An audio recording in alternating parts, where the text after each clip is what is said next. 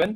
मैं आज इवनिंग में कोई डाउट्स वगैरह नहीं रख रहा हूँ, मैं कल ही रख रहा हूँ लेक्चर, ठीक है। तो बी प्रिपेयर्ड 8 to 10 एंड उसके बाद 15-20 मिनट का ब्रेक या हाफ एन आवर का ब्रेक, 10:30 ऑनवर्ड्स फिर एक और लेक्चर लूंगा मैं, ठीक है।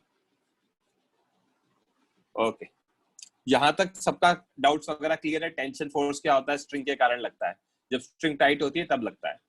नॉर्मल रिएक्शन क्या है, कॉन्टैक्ट फोर्स है, ठीक है। क्वेश्चंस आज अपन करेंगे, तो अब अपन आगे मूव करते हैं। Free body diagram. Free body diagram क्या होता है बच्चों? It's a figure of any body showing all forces acting on it.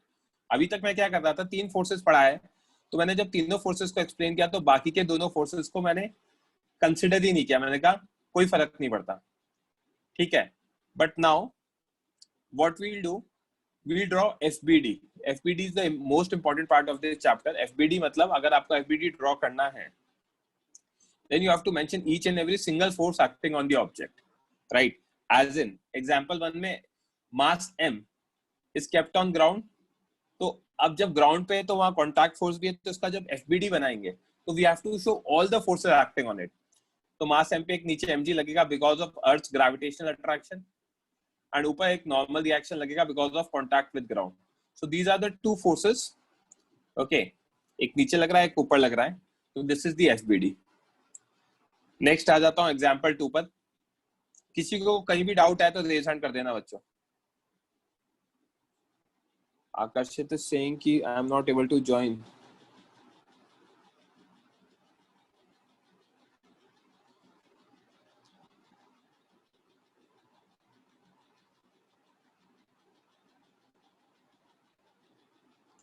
एक सेकंड देना।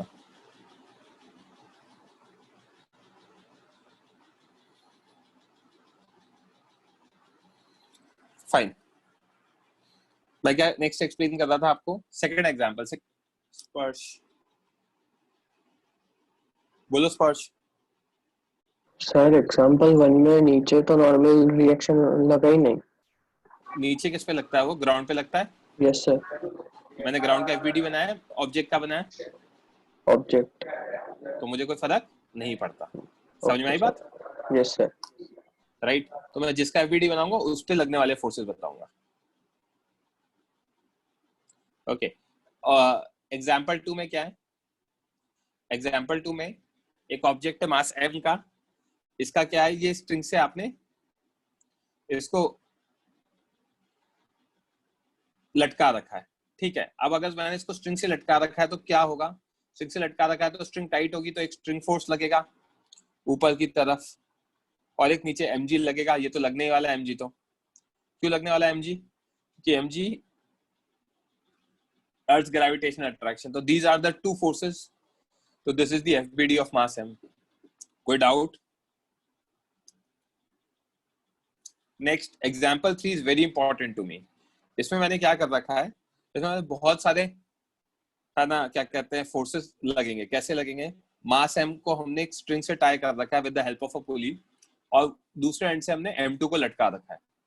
फाइन, अब क्या है, जब आपने m1 को रख रखा है नीचे ग्राउंड पे, तो उस पे एक नीचे लग रहा है m1g जो नीचे की तरफ लग रहा है। ग्राउंड के साथ कांटेक्ट है तो एक नॉर्मल रिएक्शन लगेगा, और एक स्ट्रिंग है तो यहाँ टेंशन लगेगा। तो टेंशन के 2 component t cos theta right में और t sin थीटा ऊपर, ठीक है।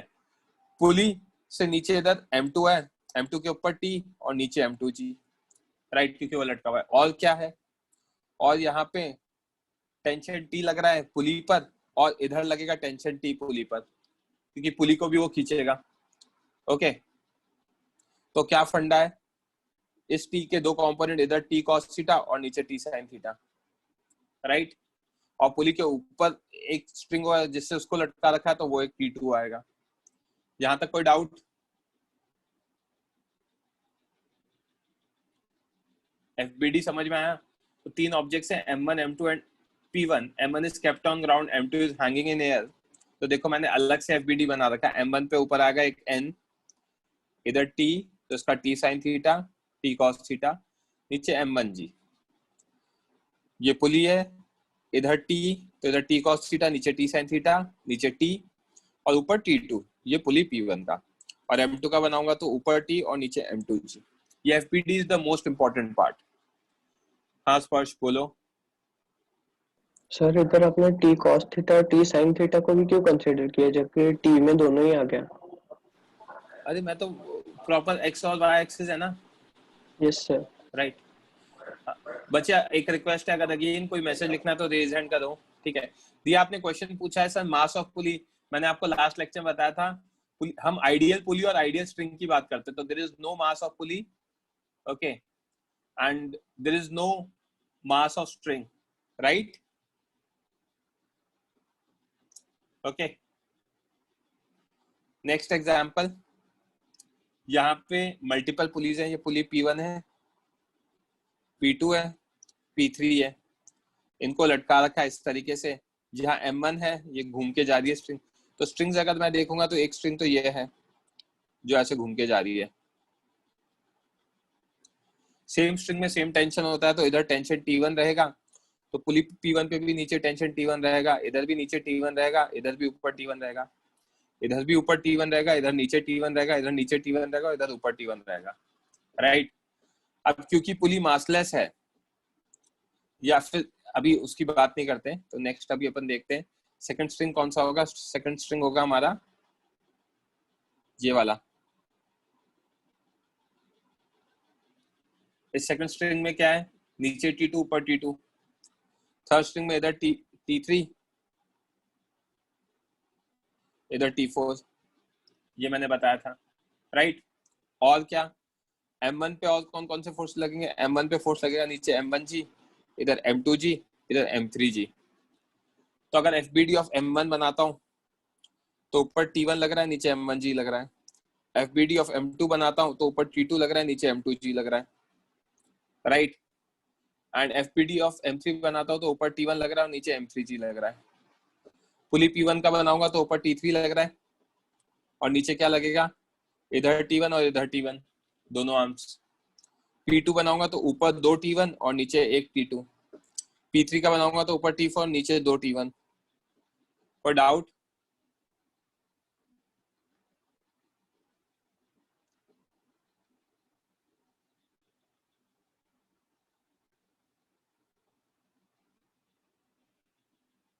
फाइन। अब अपन आ जाते हैं, FBD बनाना आ गया तो इक्विलिब्रियम की बात करते हैं। एक इंपॉर्टेंट चीज है, इक्विलिब्रियम का मतलब होता है, दो टाइप के इक्विलिब्रियम है। ट्रांसलेशनल इक्विलिब्रियम, जिसको अगर मैं सिंपल हिंदी में बात करूं तो अगर ट्रांसलेशनल इक्विलिब्रियम होगा तो ऑब्जेक्ट मूव नहीं करेगा।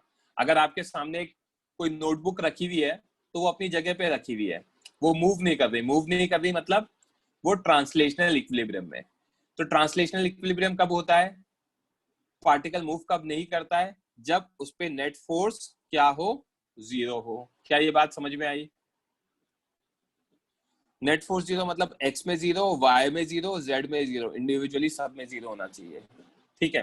तो ऐसे केस में पार्टिकल मूव नहीं करेगा। एक और एग्जांपल है, अभी आपके कमरे का जो फैन है, आपने जैसे उसको ऑन किया तो वो अपनी जगह पे क्या कर रहा है, रोटेट कर रहा है, ओके। अगर वो अपनी जगह पे रोटेट कर रहा है तो आपको दिख रहा है कि वो भी मूव नहीं कर रहा है, बस वो अपनी जगह क्या कर रहा है, घूम रहा है। तो ऐसी सिचुएशन को हम कहते हैं ट्रांसलेशनल इक्विलिब्रियम, क्योंकि वो सिर्फ अपनी जगह पे घूम रहा है। दूसरा टाइप का इक्विलिब्रियम आता है रोटेशनल इक्विलिब्रियम। रोटेशनल इक्विलिब्रियम को हम पढ़ेंगे बाद में, ठीक है। अभी के लिए मैं आइडिया दे रहा हूँ, थियोरेटिकली क्या होता है समझा रहा हूँ, और पूरा उसको एक्सप्लेन करूंगा विद फॉर्मूला एंड एवरीथिंग बाद में। रोटेशनल इक्विलिब्रियम में नेट टॉर्क जीरो होता है, मतलब इसमें पार्टिकल रोटेट भी नहीं कर सकता। तो एज इन जब मैंने फैन को स्विच ऑफ कर दिया तो वो रोटेट भी नहीं कर रहा, मूव भी नहीं कर रहा।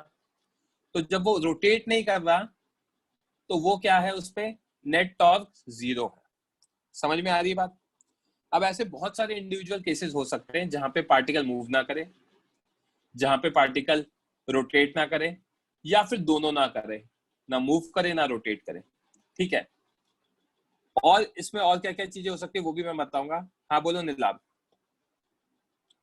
सो आप ट्रांजिशनल इक्विलिब्रियम एक और बार एक्सप्लेन कर सकते थोड़ा? मतलब ऑब्जेक्ट मूव नहीं करेगा बच्चे, ठीक है, अपनी जगह पे रखा हुआ है, तो उसे हम कहते हैं ट्रांसलेशनल इक्विलिब्रियम। क्या ये बात समझ में आई? सर इससे क्यों होता है? ट्रांसलेशनल का मतलब, ट्रांसलेशन का मतलब होता है हमारे लिए मूवमेंट, ठीक है, अच्छा, और इक्विलिब्रियम का मतलब है नेट फोर्स जीरो। ओके ठीक है। ओके, तो बेसिकली अगर मैं डिटेल में जानना चाहूँ तो मैं अभी आपको बताऊंगा और क्या क्या चीजें हैं, ठीक है। लोअर योर हैंड नीलाभ, आपका डाउट क्लियर हो गया तो। यश बोलो।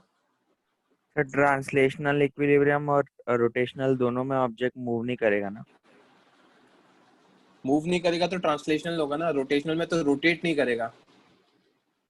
रोटेट नहीं करेगा।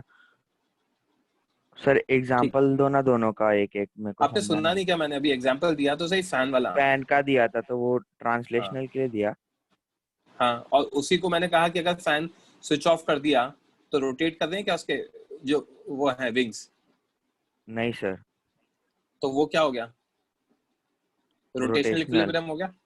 सर अभी लेकिन आपके सामने फैन जो को रोटेट करने के लिए फोर्स तो देना रहेगा ना उस पे कुछ, तो तभी तो वो रोटेट टॉर्क कहते हैं करेगा ना। उसे, वो टॉर्क होता है। तो ओके, फिर वो नेट फोर्स नहीं रहता, नहीं वो नेट फोर्स नहीं रहता। तो उसको ट्रांसलेशनल इक्विलिब्रियम में कंसीडर करेंगे। क्या बोले जा रहे हो? रोटेशनल में करेंगे ना जब क्या कहते हैं नेट टॉर्क जीरो होगा तो। नहीं सर, जब वो घूमेगा तब। हाँ, तब वो ट्रांसलेशनल में कंसीडर करेंगे। Okay, okay sir. स्पर्श बोलो। सर ये टॉर्क आप एक्सप्लेन कर सकते हो क्या होता है? अभी नहीं करो, टाइम पे करो, फोर्स नहीं पता। टॉर्क का फॉर्मूला आपको वेक्टर में बताया था, आर क्रॉस एफ। तो पहले फोर्स तो सीखो, तो उसके बाद R yes cross sir, F सीखूंगा ना, राइट? Yes sir. ओके, तो कंप्लीट इक्विलिब्रियम का मतलब क्या है? कंप्लीट इक्विलिब्रियम में एक जस्ट जनरल टर्म मैंने बताया जिसमें दोनों टाइप के इक्विलिब्रियम होंगे, ट्रांसलेशनल भी होगा और रोटेशनल भी होगा। ये होता है कंप्लीट इक्विलिब्रियम का मतलब। ओके,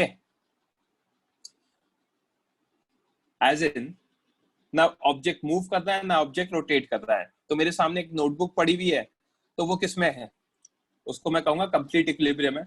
ना ट्रांसलेट कर रहा है ना रोटेट कर रहा है। फाइन,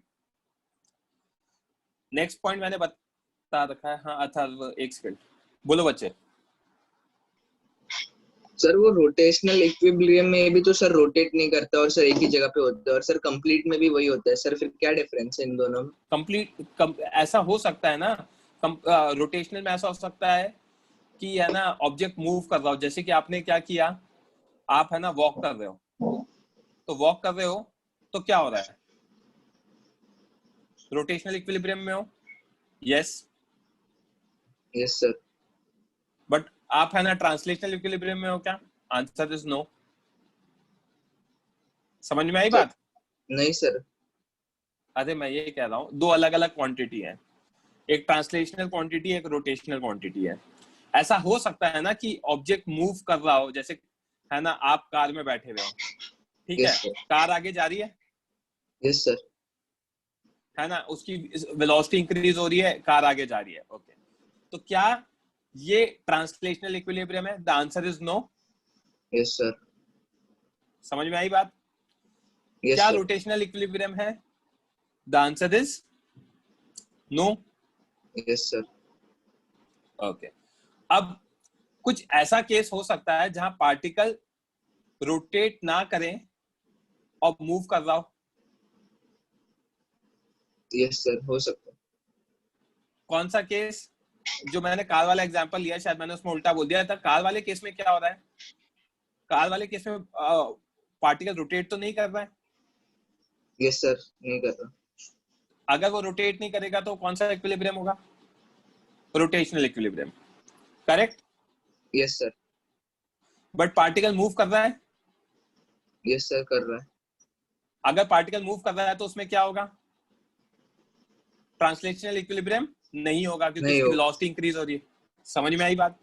तो this is an example where particle is in rotational equilibrium but not in translational equilibrium, correct? Yes sir. तो ये कंप्लीट इक्विलिब्रियम नहीं हुआ, क्योंकि कंप्लीट इक्विलिब्रियम में तो दोनों होना जरूरी है। सर मतलब Right? ट्रांसलेशन में सर मूवमेंट नहीं होना चाहिए और रोटेशनल में सर नहीं, वो रोटेशन नहीं होना वो चाहिए। करेक्ट है ना। अभी के लिए इतना, बट इसको मैं थोड़ा सा डेफिनेशन को चेंज करूंगा 5 मिनट के बाद। Okay sir. मूवमेंट नहीं होना चाहिए ट्रांसलेशन में, और रोटेशन में रोटेशन नहीं होना चाहिए, ठीक है। और ओके दोनों सर। नहीं हो रहा तो उसे कंप्लीट इक्विलिब्रियम कहेंगे। समझ में ओके आई सर। बात? Yes sir. Lower your hand, बोलो यश दुबे। सर टॉर्क को नेट फोर्स नहीं वो करते क्या अज्यूम? नहीं, torque is something else. Okay sir. Yuvnesh बोलो।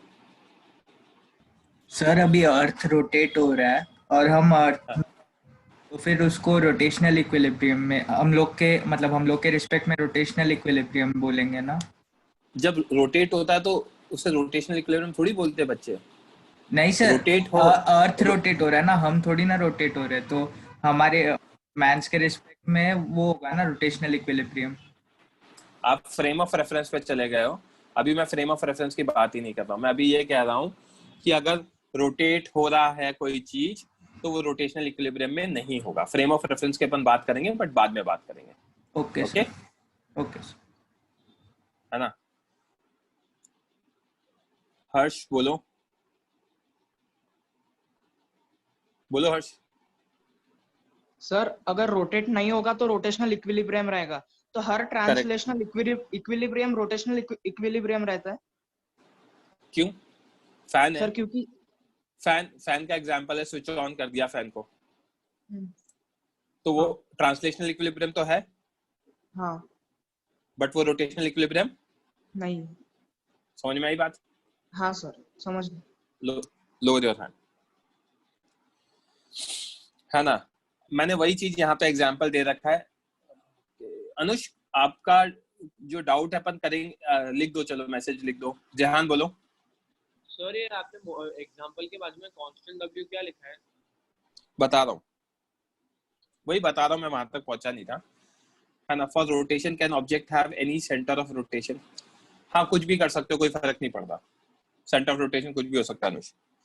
अच्छा, अब इधर देखो, मैं इसको समझा रहा हूँ।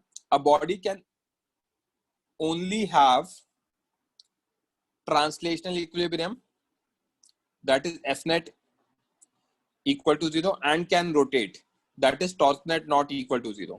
एग्जाम्पल क्या है? Motion of fan. इस कांस्टेंट ओमेगा को मैं अभी हटा देता हूं, ठीक है। कांस्टेंट ओमेगा का मतलब होता है एंगुलर वेलोसिटी, तो let's not gate confused right now. Motion of fan में क्या है? ऑब्जेक्ट अपनी जगह पर है और रोटेट कर रहा है। अगर रोटेट कर रहा है तो उसका क्या मतलब है? बेसिकली टॉर्क नेट 0 है, तो ये क्या है? ट्रांसलेशनल इक्विलिब्रियम में, बट रोटेशनल इक्विलिब्रियम में नहीं है। क्लियर है बच्चों? कांस्टेंट ओमेगा का मतलब ओमेगा वाज एंगुलर वेलोसिटी, ठीक है। अभी उसकी बात नहीं कर रहे, एक्चुअली ओमेगा कांस्टेंट नहीं होगा। नेक्स्ट देखते हैं। A body can have only rotational equilibrium, that is torque net equal to 0 and can move with acceleration, that is F net not equal to 0। तो इसका एग्जांपल क्या होगा? मैंने बॉल को ऊपर हवा में फेंका, ये गई और घूम के वापस आ गई, तो ball moves under gravity. Gravity में मूव कर रहा है मतलब एक्सेलरेट कर रहा है, एक्सेलरेट कर रहा है, तो F net is not equal to 0। But as it is not rotating, hence torque net is equal to 0। समझ में आ रही है बात? यहां तक कोई doubt? Next point, a body at rest will move only if net force is not equal to 0. अगर कोई ऑब्जेक्ट है मेरे सामने, एक मेरा पेन रखा हुआ है टेबल पे, तो वो तभी मूव करेगा जब आप उस पे नेट फोर्स लगाओगे। अगर फोर्स नहीं लगाओगे तो वो अपनी जगह रखा रहेगा। ये लॉ ऑफ इनर्शिया में भी मैंने एक्सप्लेन किया था। Point number 2, for an accelerating body, अगर बॉडी को एक्सेलरेट कराना है तो नेट फोर्स को 0 नहीं होना पड़ेगा। Net force can not be equal to 0 because force is mass into acceleration. ये मैं पढ़ा के आया हूं न्यूटन सेकंड लॉ में। जब हमने मास को कांस्टेंट अज्यूम किया था तो F इक्वल टू ma आया था। तो अगर F नॉट इक्वल टू 0 है तो ma नॉट इक्वल टू 0, तो a नॉट इक्वल टू 0 आएगा। That's what the point number 2 says. अगर एक्सेलरेशन है तो नेट फोर्स 0 नहीं होगा। Next third point, a body at rest will rotate only if torque net is not equal to 0. Obviously जब fan of है, अपनी जगह पे रखा हुआ है, रेस्ट पर है, तो ये मूव कब करेगा? ये मूव तभी कर सकता है जब नेट टॉर्क क्या हो? नेट टॉर्क 0 ना हो. ओके, सो अब इसको मैं सिंप्लीफाई कर रहा हूं. बेसिकली मूवमेंट का मतलब मोशन, मोशन का मतलब it will be because of force. Rotational motion का मतलब it will be because of torque. Okay, अब मैं आपको थोड़ा सा इसकी डेफिनेशन चेंज कर रहा हूं इक्विलिब्रियम की. बहुत माइन्यूट सी डेफिनेशन चेंज कर रहा हूं. वो डेफिनेशन क्या है बच्चों? Already moving body with a constant velocity. मेरी कार है जो कांस्टेंट वेलोसिटी से चल रही है. कांस्टेंट वेलोसिटी मतलब एक्सेलरेशन 0. कांस्टेंट वेलोसिटी का मतलब अगर एक्सेलरेशन 0 है और एक्सेलरेशन 0 होने का मतलब फोर्स 0 हो गया, तो ऐसे बॉडी को भी हम कहते हैं rotational translational equilibrium. Already moving body with constant velocity. Example, an object moving along straight line in space. Space में कोई friction वगैरह नहीं होता, तो सीधा सीधा चलता रहे without any friction. तो अगर velocity constant है तो acceleration 0 होगा, और acceleration 0 है तो F net क्या होगा? 0 होगा. F net 0 होगा, तो this condition is known as dynamic equilibrium. Body moving with constant velocity. कौन सा टाइप का डायनामिक इक्विलिब्रियम? ये होगा dynamic translational equilibrium.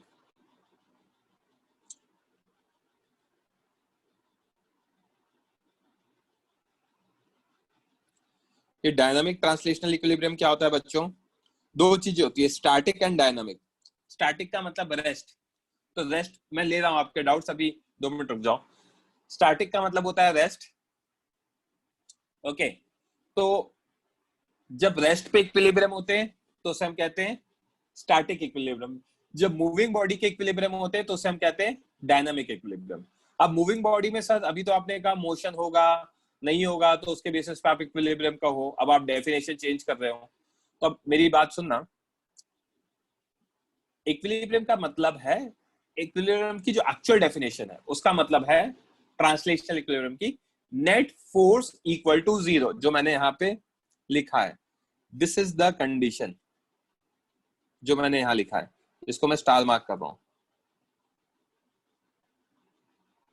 This is the condition. Net force equal to 0 दो अलग अलग केसेस में आता है. कौन कौन से केस में आता है? एक तो जब ऑब्जेक्ट रेस्ट पर हो, तो उस केस में भी नेट फोर्स 0 है.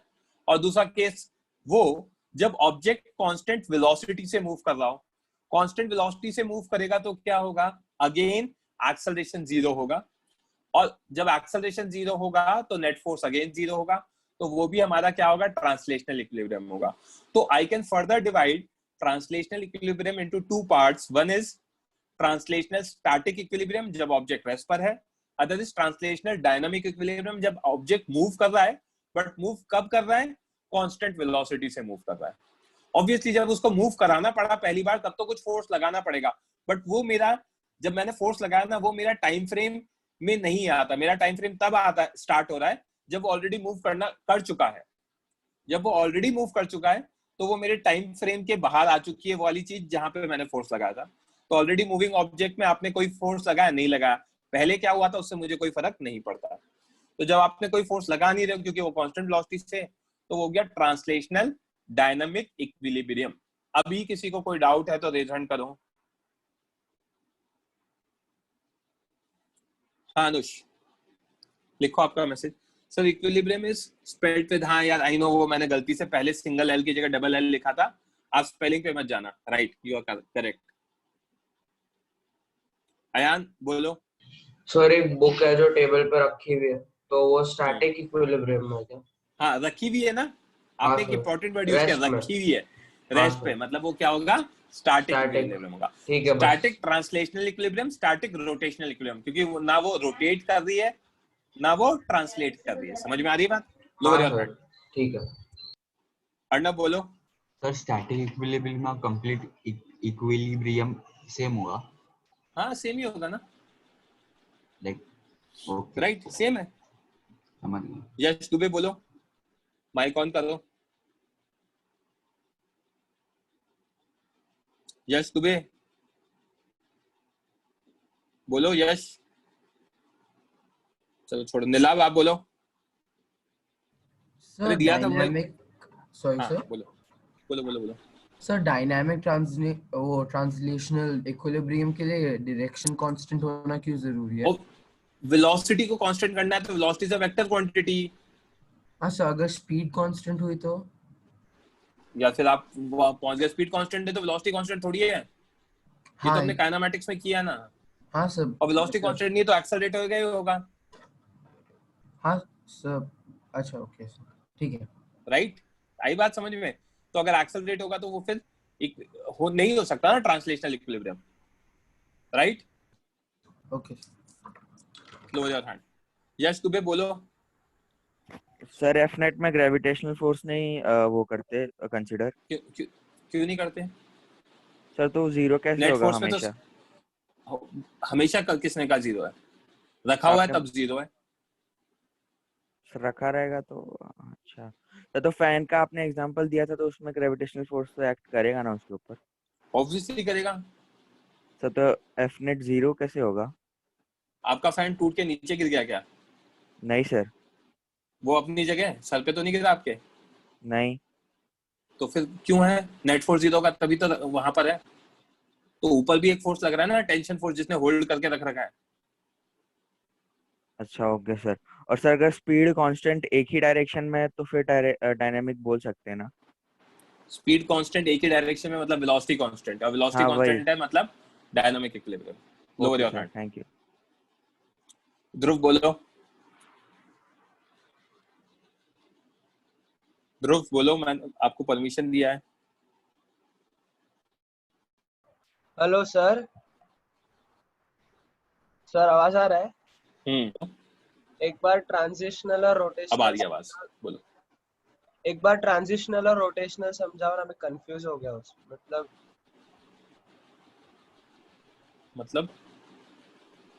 मतलब ये ट्रांसलेशनल का मतलब ये है नेट फोर्स जीरो होना चाहिए बच्चे।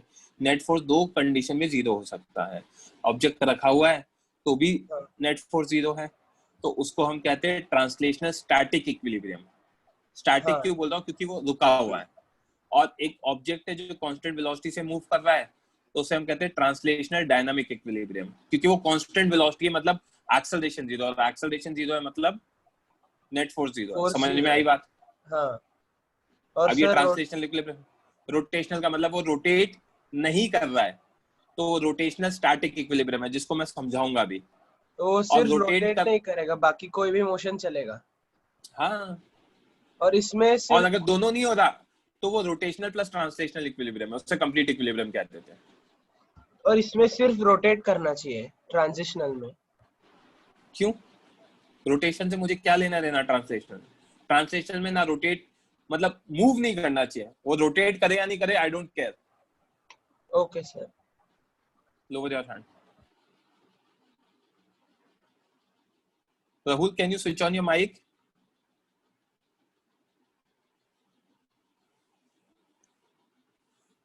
Okay, आपका माइक ऑन नहीं होगा। Sir what if book is kept on the table and table is in motion? हम फ्रेम ऑफ रेफरेंस की बात नहीं कर रहे हैं अभी, एब्सोल्यूट रेस्ट मान के चल रहे हैं कि टेबल रेस्ट पर है, उस पर रखा हुआ है। ठीक है। ऑब्वियसली अगर आप ऐसे बात कर दोगे कि टेबल पे टेबल मूव कर गया तो क्या मूव? इट इज मूव, क्योंकि हमारा फ्रेम ऑफ रेफरेंस हमेशा ग्राउंड के रिस्पेक्ट में होता है। ठीक है। तो जैसे कि आप कार में बैठे हो और कार मूव करेगी तब आप मूव कर जाओगे, ऑब्वियसली वो तो पॉइंट आएगा ही सही ना, कि अगर कार मूव कर रहा है तो you will also be in motion, because हमारा फ्रेम ऑफ रेफरेंस कार नहीं हो सकता, हमारा फ्रेम ऑफ रेफरेंस होगा ग्राउंड, तो ग्राउंड के रिस्पेक्ट में वो मूव कर रहा है। Okay, I think this your point is, your doubt is clear. Krishna बोलो।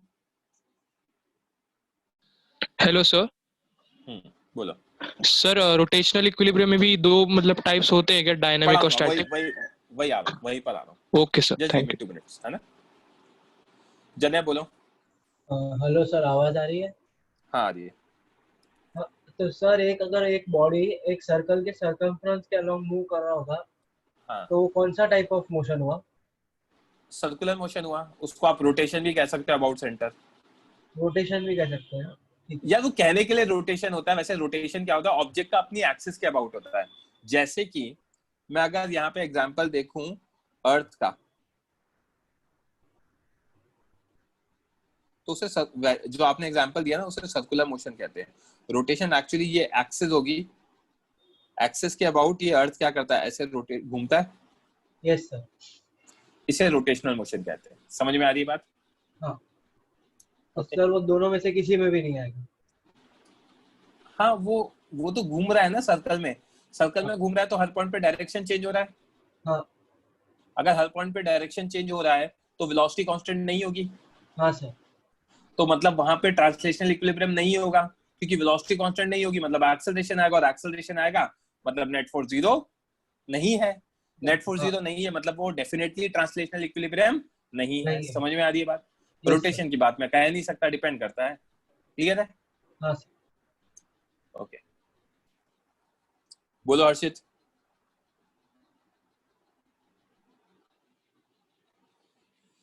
So to give a velocity to an object, we need to apply force, but to keep that velocity constant, we still need to apply force. नहीं, मैंने इसीलिए example आपको दिया था space का। Space में अगर फ्रिक्शन नहीं है, फ्रिक्शन नहीं होता स्पेस में, और अगर फ्रिक्शन नहीं होता तो आपको वेलोसिटी को कांस्टेंट रखने के लिए कोई फोर्स की जरूरत नहीं है। समझ में आ रही है क्या बात? आप अर्थ पे कहोगे तो हाँ फ्रिक्शन होगा, तब आपको फोर्स लगाना पड़ेगा। हर्षित समझ में आया? Please reply yes or no. एक और एग्जांपल है इसका, आपने जो बोला उसका। मैंने बॉडी को रोल कराया, ये ऑब्जेक्ट आगे जा रहा है कांस्टेंट वेलोसिटी से।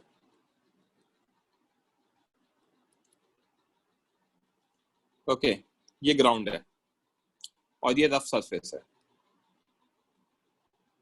रफ है तो पीछे की तरफ क्या लगेगा, एक फ्रिक्शन लगेगा। Please reply yes or no हर्षित। तो आगे की तरफ एक F लगेगा अप्लाइड, जो हम अप्लाई करेंगे क्योंकि वेलोसिटी कांस्टेंट है। अब अगर मैं F नेट लिखूंगा तो F नेट कितना होगा, F applied plus friction vector form में। अगर मैग्नीट्यूड में देखूंगा तो F अप्लाइड माइनस फ्रिक्शन।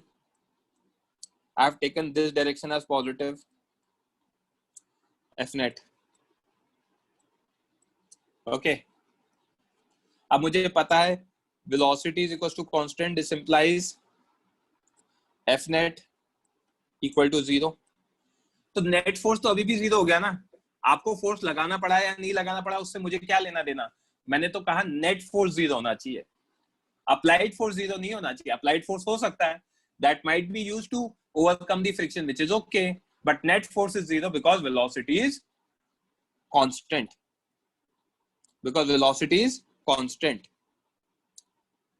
हर्षित समझ में आ गया? Please reply yes or no. Okay. Ayan बोलो। सर ये हर्षद को समझाने के पहले आपने कुछ समझाया था, वो जरूरी था क्या? वो डाउन, वो रोटेशन रेडियस के अंदर हो रहा है या कुछ तो उसने बोला? नहीं, वो सर्कुलर मोशन का एग्जांपल दिया था मैंने। ठीक है सर। इधर देखो बच्चों, अब मैं बात कर रहा हूँ रोटेशनल इक्विलिब्रियम की भी। तो बेसिकली इक्विलिब्रियम आया, इक्विलिब्रियम में हमारा आया ट्रांसलेशनल में हमारा आया स्टैटिक, इसमें आएगा रेस्ट पर डायनामिक। इसका मतलब है मूविंग विथ कांस्टेंट वेलोसिटी। फिर आया मेरा रोटेशनल में आया मेरा स्टैटिक, फिर आया मेरा डायनामिक। स्टैटिक का मतलब रेस्ट पर है और डायनामिक का मतलब है moving with constant angular velocity omega. Constant होना चाहिए omega, that is omega equal to constant. Okay, ये डायनामिक इक्विलिब्रियम हो गया। इसका एग्जांपल क्या है?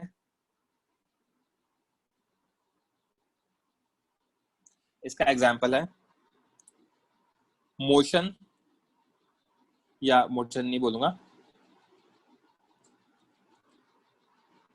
Rotation of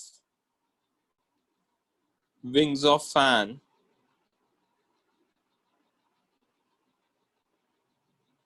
at constant omega. जब मैंने फैन को स्विच ऑन कर दिया और मैंने उसका रेगुलेटर से एक बार स्पीड फिक्स कर दिया है कि मतलब मुझे मेरे फैन को 3 नंबर पे चलाना है, राइट? तो मैंने उसको फिक्स कर दिया है कि 3 पे चलाना है। अब थोड़ी देर के बाद क्या होगा? जब वो चालू किया तो चालू होने के कुछ 5 सेकंड, 10 सेकंड या 50 सेकंड या 1 मिनट के बाद उसकी स्पीड 3 नंबर के अकॉर्डिंग फिक्स हो जाएगी। अब वो फैन 3 नंबर के अकॉर्डिंग रोटेट करता रहेगा। तो ऐसे केस में क्या हो गया? उसका एंगुलर वेलोसिटी कांस्टेंट हो गया। कांस्टेंट एंगुलर वेलोसिटी हो गया मतलब अगेन नेट टॉर्क 0 हो गया। नेट टॉर्क 0 हो गया तो वो क्या हो गया? रोटेशनल इक्विलिब्रियम हो गया। बट जब मैंने स्विच ऑन किया था तो ऑन किया था तो धीरे धीरे उसकी स्पीड बढ़ रही थी, या मैंने स्विच ऑफ किया तो धीरे धीरे उसकी स्पीड कम हो रही है रोटेशन की, तो वो हमारा क्या होगा? That will not B rotational equilibrium, क्योंकि वहां पे नेट टॉर्क लग रहा है। तो इनके लिए कंडीशन क्या रहेगी? इसकी कंडीशन रहेगी टॉर्क नेट इक्वल टू 0 और इसकी कंडीशन रहेगी एफ नेट इक्वल टू 0। और दोनों हो गए ना, मतलब दोनों हो गए, ट्रांसलेशनल इक्विलिब्रियम भी हो गया, रोटेशनल इक्विलिब्रियम भी हो गया, तो उसे हम कहते हैं कंप्लीट इक्विलिब्रियम। कंप्लीट इक्विलिब्रियम के लिए दोनों होना जरूरी है ना? सिर्फ ट्रांसलेशनल के लिए रोटेशन के बारे में कोई फर्क नहीं पड़ता, कुछ भी हो। सिर्फ रोटेशनल के लिए ट्रांसलेशनल के बारे में कोई फर्क नहीं पड़ता, कुछ भी हो। ट्रांसलेशनल हो भी सकता है, नहीं भी हो सकता। सिमिलरली रोटेशनल इक्विलिब्रियम हो भी सकता है, नहीं भी हो सकता जब ट्रांसलेशनल इक्विलिब्रियम है तो। बट अगर दोनों हैं तो उसे कंप्लीट इक्विलिब्रियम कहते हैं। ओके, बोलो कृष्णा।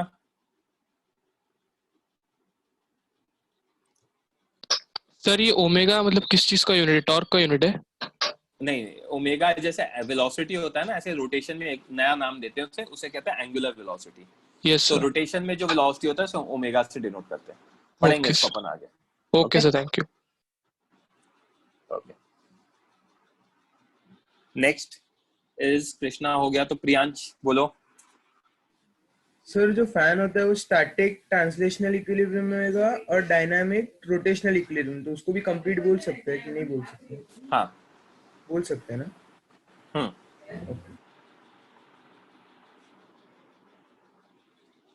नेक्स्ट कौन है? अथर्व। जिनका भी डाउट्स हो गया please lower your hand. Atharva बोलो। सर अगर हम इसको sir Newton's first law of motion of inertia पे देखें सर, तो ये बहुत अच्छे से वो मैच कर रहा है ना सर? एग्जैक्टली, वहीं से तो आए ये सारी चीजें।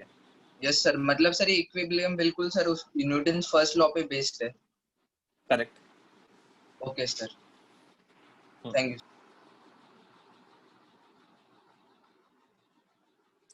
केयूर सही कह रहे हो आप जो बात कह रहे हो। अगर वेलोसिटी कांस्टेंट है तो स्पीड को कांस्टेंट होना ही पड़ेगा।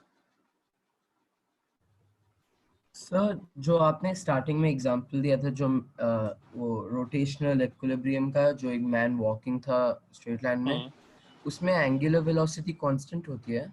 एंगुलर वेलोसिटी 0 होती है उसमें। अच्छा ओके, समझ गया। Right right okay. आपका डाउट क्लियर हो गया तो लोअर योर हैंड। नीलाभ। हर्ष बोलो। सर जब एक पर्सन फेरिस व्हील में जब वो स्पिन करता रहता है तो वो कौन से इक्विलिब्रियम में रहता है क्या? स्पिन कहाँ कर रहा है? एक बेसिक एग्जांपल ले लूं जहाँ पे वो डांस में आपने देखा है हैंड्स खोल के वो रोटेट करते रहते हैं।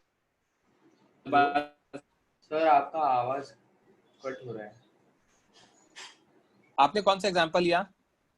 Sir Ferris wheel. हर्ष हाँ फेरिस व्हील मतलब वही ना। हाँ वही ना जहाँ पे मैन रोटेट कर रहा है। जैसे आपने देखा होगा है ना ओलंपिक्स वगैरह में आइस पे है ना जो इवेंट होता है तो उस आइस पे वो रोटेट करते रहते हैं। हाँ सर। राइट उसी की बात कर रहे हो। अब जब वो रोटेट कर रहा है तो अगर कांस्टेंट एंगुलर वेलोसिटी से कर रहा है हाँ सर तो क्या हो गया आपका? रोटेशनल इक्विलिब्रियम हो गया। और अगर उसकी एंगुलर वेलोसिटी कांस्टेंट नहीं है तो क्या हो गया? तो वो रोटेशनल इक्विलिब्रियम नहीं होगा। समझ में आई क्या बात? हाँ सर ये बोला है मैंने। ओके पर जब वो फेरिस व्हील में रहता है तो वो खुद से तो रेस्ट में ही रहता है ना वैसे भी। हाँ तो उसमें ट्रांसलेशनल इक्विलिब्रियम नहीं आएगा क्या? आएगा ना अगर वो अपनी जगह पे रोटेट कर रहा है तो। अगर उसकी जगह जरा सी भी चेंज नहीं होती तो। ओके ओके ये चीज मैंने आगे एक्सप्लेन कर रखी है। देखो स्टैटिक इक्विलिब्रियम का मतलब होता है no movement and no rotation. Dynamic का होता है moving with constant velocity, again F net 0। Moving with constant angular velocity मतलब torque net 0। Okay Harsh lower your hand. आपका डाउट क्लियर हो गया है। अब अपन इन चीजों को यूज करके क्वेश्चंस पे आएंगे। अभी तक मैंने आपको क्या बोला था? 1 सेकंड बोलो भाई स्टीव। सर जो ऑब्जेक्ट रेस्ट पे रहता है उसका स्टैटिक उसका रोटेशनल स्टैटिक इक्विलिब्रियम में और ट्रांसलेशनल स्टैटिक इक्विलिब्रियम में भी होता है क्या ऑब्जेक्ट? हाँ दोनों में होगा ना। रेस्ट पर है तो क्या है दोनों में ही होगा। हाँ sir right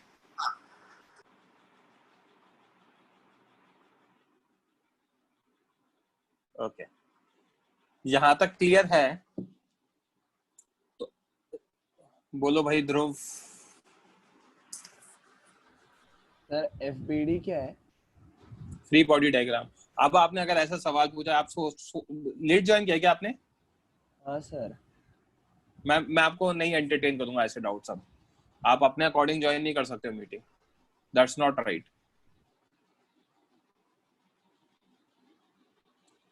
lower your hand. देखो बच्चों, हाँ आदित्य, डायनामिक रोटेशनल इक्विलिब्रियम में आपका जो एंगुलर वेलोसिटी है वो कांस्टेंट होता है। Dynamic means motion. मोशन में भी अगर इक्विलिब्रियम कह रहे हो तो वेलोसिटी को कांस्टेंट होना ही पड़ेगा। समझ में आ रही है बात? ओके अब क्या दे रखा है? Given object is at rest. Object rest पर रखा हुआ है ना। अब मुझे क्या करना है? नॉर्मल रिएक्शन की वैल्यू निकालनी है। तो इसके लिए मैं आपको स्टेप्स बता रहा हूँ, कैसे सोचना है, कैसे होगा, वो सारी चीजें बता रहा हूँ। सुनना बच्चों, जब मैंने नॉर्मल रिएक्शन और टेंशन फोर्स बताया था तब मैंने आपको क्लियरली बताया था कि हम मैग्नीट्यूड के बारे में कुछ नहीं कह सकते, कि मैग्नीट्यूड हर क्वेश्चन पे डिपेंड करेगा।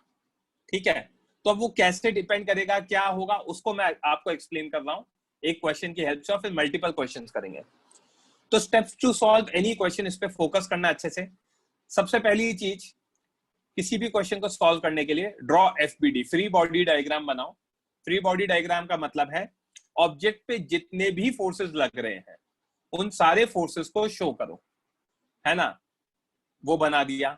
स्टेप 2, फिगर आउट करो whether the object is in equilibrium or not. We will consider translational equilibrium only right now. हमारे केस में अभी सिर्फ ट्रांसलेशनल इक्विलिब्रियम आएगा, रोटेशनल को भूल जाओ, क्योंकि उसके ऊपर एक पर्टिकुलर चैप्टर है रोटेशन। तो अभी हमारे जितने भी केसेस होंगे वो ट्रांसलेशनल इक्विलिब्रियम के होंगे। तो ये फिगर आउट करो whether object is in translational equilibrium और नॉट, एज इन वो मूव कर रहा तो ट्रांसलेशनल इक्विलिब्रियम, एज इन अगर वो मूव कर रहा है कांस्टेंट वेलोसिटी से तो भी वो ट्रांसलेशनल इक्विलिब्रियम है। तो ये फिगर आउट करो कि वो ट्रांसलेशनल इक्विलिब्रियम में है कि नहीं है। वहां से मुझे क्या समझ में आएगा, अगर है तो फोर्स 0 होगा नेट फोर्स, और नहीं है तो नेट फोर्स 0 नहीं होगा। बोलो युवनेश। गलती से हो गया। मेरी वॉइस ब्रेक तो नहीं हो रही है?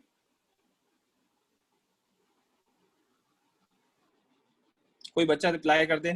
नहीं सर, बरोबर आ रही है, पहले थोड़ा हो रहा था, अभी ठीक है ना? हाँ ठीक है, कहीं पर भी आए तो मुझे बता देना। इसीलिए मैं किसी एक बच्चे का माइक ऑन रखता हूँ। कोई करेगा मेरे साथ डिस्कस? माइक ऑन करेगा? हाँ जने, अपन करते हैं। जने परमिशन दिया है जने मैंने आपको? Yes sir. हाँ ठीक है। Everyone please lower your hand including जने। ओके, तो बच्चों FBD बनाएंगे। FBD का मतलब है फ्री बॉडी डायग्राम। उस पे सारे फोर्सेस बनाएंगे और उसके बाद चेक करेंगे कि ट्रांसलेशनल इक्विलिब्रियम है कि नहीं है। अगर है तो नेट फोर्स 0 हो जाएगा, और नहीं है तो नेट फोर्स 0 नहीं होगा। ठीक है, रोटेशनल इक्विलिब्रियम की बात नहीं करेंगे अभी। ओके, आगे बात करते हैं। स्टेप 2 का ए पार्ट मैंने लिख रखा है।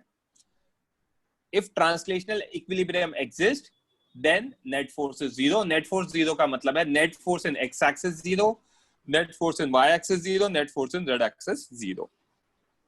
अगर ट्रांसलेशनल इक्विलिब्रियम नहीं है तो नेट फोर्स 0 नहीं होगा। जने? Yes sir. नेट फोर्स 0 नहीं होगा तो नेट फोर्स का क्या फॉर्मूला बताया सेकंड लॉ से? F net is equals to m into A net। ये बताया था। A net का मतलब क्या होगा? AX I cap plus AY J cap plus AZ K cap। तो A net का मैग्नीट्यूड आएगा under root AX square plus AY square plus AZ square vector से, राइट। और ऐसे में FX net कितना होगा? M into AX। FY net कितना होगा? M into AY। FZ net कितना होगा? M into AZ। Simple as that. तो ट्रांसलेशनल इक्विलिब्रियम है तो नेट फोर्स 0 कर देना, और ट्रांसलेशनल इक्विलिब्रियम नहीं है तो नेट फोर्स को 0 मत करना और अकॉर्डिंगली एक्सेलरेशन लिख देना। आई क्या बात समझ में? Yes sir. ओके, तो क्वेश्चंस पे आ जाते हैं। अब इसको क्वेश्चन से समझेंगे। ये है ऑब्जेक्ट मास m का। अब यहाँ पे ये नहीं दे रखा जने कि ये मूव कर रहा है कि नहीं कर रहा, बट ये फिगर दे रखा है। तो आप मुझे एक बात बताओ, फिगर को देख के अब हमें भी थोड़ा सा कॉमन सेंस अपना अप्लाई करना है। जो ऑब्जेक्ट आपने रखा हुआ है वो रखे रखे हवा में तो नहीं उड़ने लग जाएगा? हाँ सर। वो रखे रखे दीवार जमीन को तोड़ के अंदर तो नहीं जाएगा? हाँ सर। ऐसा तो दोनों ही नहीं होने वाला। वो तो अपनी जगह रखे रहने वाला है। अगर वो अपनी जगह रखे रहने वाला है तो हमारा क्या होगा? रेस्ट पे रहेगा वो। राइट लेफ्ट तो मूव करेगा नहीं क्योंकि फोर्स लगाया ही नहीं, तो रेस्ट पे रहेगा। मतलब क्या हो गया? मेरा इक्विलिब्रियम हो गया। तो सबसे पहले जने मैंने FBD बनाया। FBD में क्या किया? जो भी ऑब्जेक्ट पे लग रहे हैं फोर्सेस वो बनाया। नॉर्मल रिएक्शन लग रहा है ग्राउंड की वजह से, ग्राउंड की वजह से ऑब्जेक्ट पे ऊपर लगेगा, पुश करेगा। mg लग रहा है नीचे। सिंपल लॉजिक, Fy net 0 है। Fy net 0 क्यों है? क्योंकि वो रेस्ट पर है। Fy net 0 है तो n minus mg equal to 0। तो n की वैल्यू कितनी आ गई? mg आ गई, है ना। ये केस में नॉर्मल रिएक्शन कितना आ गया? mg आ गया। आई बात समझ में? Yes sir. एग्जाम्पल 2, 10 kg का ऑब्जेक्ट है। ऊपर मैंने एक एक्सटर्नल फोर्स लगा रखा है 40 न्यूटन। जी की वैल्यू हमें दे रखी है 10 metre per second square, right. और हमसे पूछा गया नॉर्मल रिएक्शन निकालो। तो मैंने 10 kg का FBD बनाया। 10 kg के FBD में एक ऊपर 40 न्यूटन लग रहा है। Yes sir. जिसको मैंने अभी हाईलाइट किया, है ना। नीचे लग रहा है 10G 100 न्यूटन, जिसको मैंने अभी हाईलाइट किया। अब मुझे बताओ 40 न्यूटन बड़ा या 100 न्यूटन बड़ा? 100। ऑब्वियसली 100 न्यूटन बड़ा। अगर 100 न्यूटन बड़ा है तो ऑब्जेक्ट पे नेट डाउनवर्ड फोर्स लगेगा। Yes sir. Right, net downward force लगेगा तो मतलब उसकी टेंडेंसी तो नीचे जाने की होगी, क्योंकि नीचे ग्राउंड है तो ग्राउंड के साथ वो क्या रहेगा? कांटेक्ट में रहेगा। Yes sir. अगर कांटेक्ट में रहेगा तो नॉर्मल रिएक्शन लगेगा। हाँ सर। करेक्ट, नॉर्मल रिएक्शन लगेगा। तो मुझे ये भी क्लैरिटी है कि 40 100 से छोटा है तो 40 न्यूटन की वजह से वो ऊपर हवा में मूव नहीं कर सकता, राइट? हवा में मूव नहीं करेगा तो कांटेक्ट में रहेगा, कांटेक्ट में रहेगा तो नॉर्मल रिएक्शन भी लगेगा। तो यही चीज मैंने बता रखा है साइड में, because 40 newton is less than 100 newton, hence object will not be lifted up, it implies contact will be there. अगर कांटेक्ट रहेगा तो वो रेस्ट पे रहेगा, और रेस्ट पे रहेगा ऐसे केस में तो एफ नेट वाई कितना होगा, n+40 जो अपवर्ड डायरेक्शन का है उन दोनों को ऐड कर दिया, जो डाउनवर्ड वाले को उसको सब्ट्रैक्ट कर दिया, तो नेट फोर्स कितना आ गया, 0। तो ऐसे केस में नॉर्मल रिएक्शन कितना आ गया जने, 60 न्यूटन आ गया। इसीलिए मैंने लास्ट लेक्चर में कहा था हमेशा नॉर्मल रिएक्शन mg के इक्वल नहीं होता, that depends on the question. इस क्वेश्चन में 60 न्यूटन आ रहा है, प्रीवियस क्वेश्चन में mg के इक्वल आ रहा था, इस क्वेश्चन में mg के इक्वल नहीं आ रहा, 10g के इक्वल नहीं आ रहा। आई क्या बात समझ में? Yes sir. नेक्स्ट एग्जांपल, मास m का ऑब्जेक्ट रखा हुआ है, ऊपर से एक और फोर्स लगा दिया जो उसको नीचे की तरफ पुश कर रहा है। तो नीचे की तरफ पुश कर रहा है तो जमीन को तोड़ के तो नीचे नहीं जाएगा, मतलब अभी भी ऑब्जेक्ट किस पे रहेगा, रेस्ट पे रहेगा। तो मैंने फिगर आउट कर लिया इक्विलिब्रियम है। अब मैंने एफबीडी बनाया नॉर्मल रिएक्शन लगाने के लिए, तो नीचे लगा mg और नीचे लगा 15 न्यूटन। तो एफ नेट कितना होगा, n ऊपर है और नीचे क्या है 15 और mg, तो 15 और mg को तो क्या कर दिया, सब ऐड कर दिया, बेसिकली टोटल है ना, ऐड करके सब्ट्रैक्ट कर दिया, दोनों को इंडिविजुअली सब्ट्रैक्ट कर दिया। तो n की वैल्यू कितनी आ गई, mg + 15। तो दिख रहा है अगेन n की वैल्यू mg के इक्वल नहीं है, डिपेंड कर रहा है क्वेश्चन। आपकी वॉइस गई जने अभी वॉइस आ रही है? हाँ, I'm audible to you? हाँ, yes, sir, ब्रेक हो रही है? हाँ, अभी आ रही है ना? तो बेसिकली मैं क्या बोल रहा हूँ, n की वैल्यू अगेन mg के इक्वल तो नहीं है, mg + 15 आ रही है, हाँ सर, है ना? तो दिख रहा है हमें क्वेश्चन पे डिपेंड करता है, क्लियर है? यस। क्वेश्चन नंबर 4 को सॉल्व करो बच्चों, I am giving you 2 minutes. आपको फिगर आउट करना है कि इक्विलिब्रियम होगा कि नहीं होगा कृष्णा।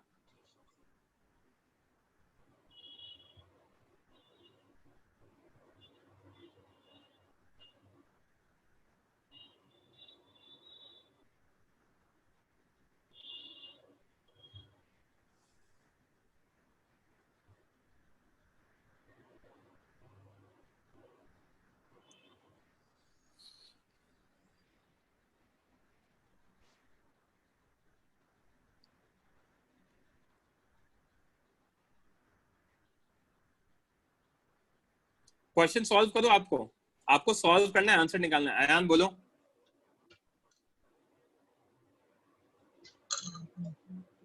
अयान आपने रेज हैंड किया है, फिर बता दो ना सर, मतलब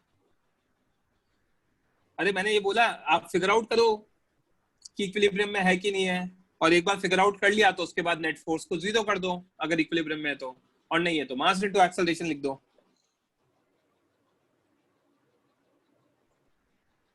अच्छा वो स्पैमर है, ओके।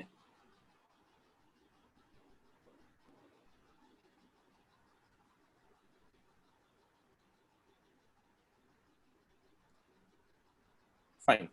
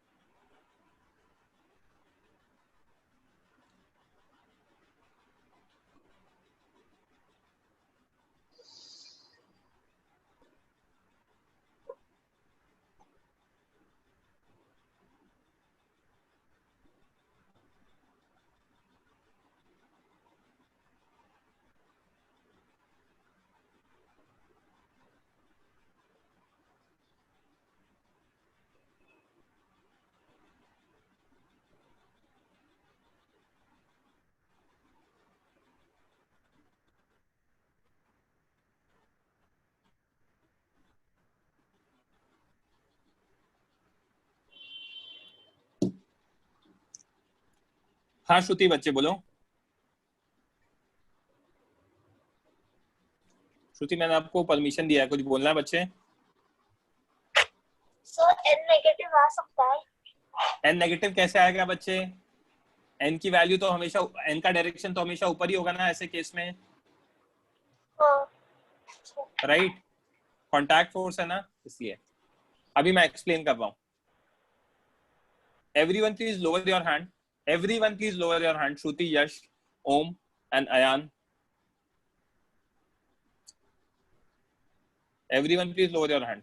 जने देखना एक बार, मैं आपको क्वेश्चन समझा रहा हूँ, उसके बाद अगर डाउट बचेगा तब बच्चों मैं आपको रेज हैंड करने को बोलूंगा। अभी everyone please lower your hand.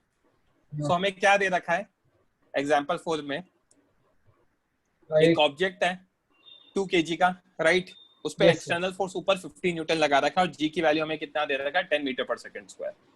हमें फिगर आउट करना है कि नॉर्मल रिएक्शन होगा कि नहीं होगा, कितना होगा और एक्सेलरेशन कितना होगा, ठीक है। तो इसके लिए हम क्या करेंगे, एफबीडी बनाएंगे सबसे पहले, जो मैंने आपको कहा था। ऊपर एफ एक्सटर्नल लगा 50 न्यूटन और नीचे क्या लगा 2g 20 न्यूटन। 50 न्यूटन और 20 न्यूटन में कौन सा बड़ा है? 50 न्यूटन बड़ा है। तो 50 न्यूटन अगर बड़ा है तो object will be lifted up, yes or no? Yes sir. Lift up हो गया तो कांटेक्ट छूट जाएगा? Yes sir. और कांटेक्ट छूट गया तो नॉर्मल रिएक्शन 0 हो गया, कोई फर्क ही नहीं पड़ता। नॉर्मल रिएक्शन तो तब लगता है जब कांटेक्ट होता है। ऐसे केस में क्या होगा? कांटेक्ट नहीं होगा। नहीं होगा। समझ में आई बात? Yes sir. ओके, यहाँ तक क्लियर है? हाँ सर।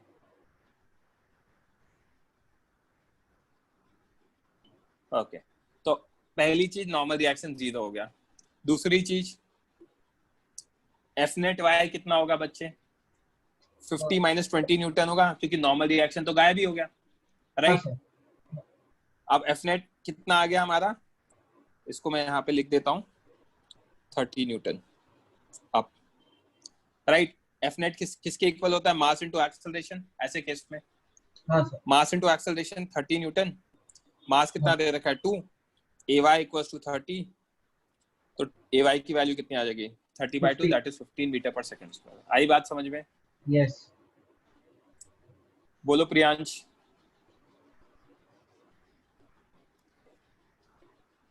प्रियांश आपको मैंने परमिशन दिया है, बोलो। ओके, अथर्व बोलो। सर वो हम कैसे डिटरमाइन कर सकते हैं कि बॉडी सर इक्विलिब्रियम पे है या नहीं है? आंखों से देख के आपको थोड़ा सोचना पड़ेगा। आपको ऊपर की तरफ 50 न्यूटन का फोर्स है, नीचे 20 का है, तो यस सर। 50 बड़ा है या 20? सर 50। तो ऑब्वियसली हवा में चला जाएगा। आपके सामने आपका मोबाइल रखा हुआ है टेबल पे? Yes sir. आप उसको हवा में उठा सकते हो क्या? Yes sir. कब उठा सकते हो? जब आप उसको इतना फोर्स लगाओ जितना उसका वेट है, उससे ज्यादा फोर्स लगाओगे तभी उठा पाओगे। Yes sir. तो जब आपने उससे ज्यादा फोर्स लगा दिया तो उठा दिया तो मूव कर जाएगा, एक्सेलरेट कर जाएगा रादर। समझ में आई क्या बात? Yes sir. यस। ओके। तो यहाँ पे आपको थोड़ा सा दिमाग लगाना है, और ऑब्वियसली दिमाग तो लगाना ही पड़ेगा, फिजिक्स सॉल्व करनी है तो, राइट? यस। क्लियर है? तो ऐसे केसेस में अभी तक ऊपर कुछ नहीं हो रहा था, बट यहाँ पे मैंने जानबूझ के कर दिया। Lower your hand. जने? हाँ सर। नेक्स्ट एग्जांपल देखते हैं। एक ऑब्जेक्ट है, इसको लटका रखा है। Yes sir. एक किससे? स्ट्रिंग से। अब ऑब्जेक्ट को हैंग कर रखा है, मतलब वो स्ट्रिंग टूट के नीचे भी नहीं गिर रहा ना, ऑब्वियसली वो हवा में ऊपर तो जाएगा नहीं लटके हुए, राइट? तो जब भी मैं कहता हूँ ऑब्जेक्ट इज हैंग, तो ऑटोमेटिकली हैंग का मतलब ही यही है कि वो हवा में रुका हुआ है, है ना, from a string, and it is in equilibrium. अगर इक्विलिब्रियम में, तो अब इसका एफबीडी बनाते हैं, इन्होंने तो दे भी दिया इक्विलिब्रियम में। हमसे पूछा टेंशन की वैल्यू क्या होगी, तो यहाँ पे एफबीडी बनाऊंगा तो टेंशन ऊपर लगेगा, स्प्रिंग ऊपर खींचेगा, और एमजी तो ऑब्वियसली नीचे ही लगने वाला है। इक्विलिब्रियम का मतलब है नेट फोर्स क्या होगा? 0। तो T minus mg is equal to 0। तो T की वैल्यू कितनी आ गई? mg। आई बात समझ में? यस। नेक्स्ट एग्जांपल लेता हूँ। ये स्मूथ सरफेस दे रखा है, ये ऑब्जेक्ट है जिसको इंक्लाइन प्लेन पे रख रखा है, और ये स्ट्रिंग है। G की वैल्यू कितनी दे रखी है? 10 metre per second square. Object is tied with a string. If given है, if object is in equilibrium, अगर इक्विलिब्रियम में है तो फाइंड क्या करो? नॉर्मल रिएक्शन फाइंड करो and tension force find out करो। ओके, तो सबसे पहले मैंने एक्स और वाई एक्सिस को ये डिफाइन किया है। ये दिख रहा है वाई एक्सिस, ये दिख रहा है x axis, right? Normal reaction यहाँ लगेगा perpendicular to the surface, tension इधर लगेगा क्योंकि स्ट्रिंग उसको अपनी तरफ खींचेगा, हाँ सर। mg जो कि 5g है वो नीचे लगेगा, हाँ 50 न्यूटन। अब अगर ये एंगल 37 है, ये 90, ये 53, तो ये भी 37 हो जाएगा। ये 37 हो गया तो इधर क्या आएगा, 50 cos 37 दैट इज 40 न्यूटन, और इधर क्या आएगा 50 sin 37 that is 30 Newton, correct. तो इसका FBD बन गया। FBD अगर छोटे से मैं और बनाना चाहूं तो यहाँ लग रहा है 5 kg पर T, और यहाँ कितना लग रहा है 30 न्यूटन। ऊपर क्या लग रहा है नॉर्मल रिएक्शन, और नीचे क्या लग रहा है 40 न्यूटन, करेक्ट। रेस्ट पर है, और हमारा ये कौन सा एक्सिस है, अगर मैं डिनोट करना चाहूँ तो ये मेरा y एक्सिस है और ये मेरा x एक्सिस है, करेक्ट। तो क्योंकि ये इक्विलिब्रियम में है तो F net x भी 0 होगा, तो T माइनस 30 0 होगा, तो ऐसे केस में टेंशन की वैल्यू कितनी आ गई 30 न्यूटन। और F net y भी 0 होगा तो n माइनस 40 कितना आ जाएगा 0, that is again n is equals to 40 newton. आई क्या बात समझ में है? हाँ सर। ओके फाइन, यहाँ तक क्लियर है। अयान आपके नाम से एक स्पैमर है, तो मैं आपको माइक कभी भी ऑन नहीं करने दूंगा। आपको कुछ भी लिखना है तो मैसेज चैट में लिखो, तभी आप माइक ऑन कर सकते हो। मैंने आपका हैंड लोअर कर दिया है, आप चैट में लिखोगे तो मैं रिप्लाई कर दूंगा। बोलो ध्रुव। सर वो 13 न्यूटन mg का है ना? mg का है मतलब mg का कंपोनेंट है। हाँ component, correct. Lower your hand Dhruv, lower your hand, right. यहां तक क्लियर है। अब मैं आपको एक इंपॉर्टेंट चीज बताता हूं। हमारी जो वेइंग मशीन की रीडिंग है जनय, वो वेट जो होता है ना, वो वेट नहीं देता है। अभी क्या होता है फंडा, रीडिंग का मतलब ही मास नहीं आता, mg नहीं आता। रीडिंग का मतलब होता है नॉर्मल रिएक्शन। एक्चुअली अगर रियल लाइफ में बात करें तो जो वेइंग मशीन की रीडिंग है वो होती है n/g, और बट हम इन जनरल कह देते हैं कि हमारा वेट कितना है 70 kg, ऐसा कुछ कह देते हैं, 50 kg, 55 kg, 90 kg, राइट। तो उसके बारे में मैं बात कर रहा हूँ। तो पहली चीज मैं क्लियर कर देता हूँ जने, हमारे दिमाग का एक मिसकंसेप्शन है जो गलत कॉन्सेप्ट है। रीडिंग हमें मास और वेट नहीं देता, रीडिंग हमें नॉर्मल रिएक्शन देता है, ठीक है। वेट का मतलब mg लेते हैं हम, तो रीडिंग हमें mg नहीं देता है, रीडिंग हमें क्या देता है, नॉर्मल रिएक्शन देता है, पहली चीज। अब ऐसा क्यों देता है, मैंने लास्ट लेक्चर में भी कहा था, मैं आज भी कहूंगा सेम चीज। ये एक्सपेरिमेंट प्लीज सब लोग घर पे अपने, जिनके पास भी वेइंग मशीन है, बहुत लोगों के पास होती है, उस एक्सपेरिमेंट को जाके करो और चेक करो। क्या एक्सपेरिमेंट है, लिफ्ट में जाके उस वेइंग मशीन को रखो, उस वेइंग मशीन पे खड़े हो और अपना वेट देखो। Okay 1 second, 1 minute. Shruti mic on करो, बच्चे रेज हैंड करो।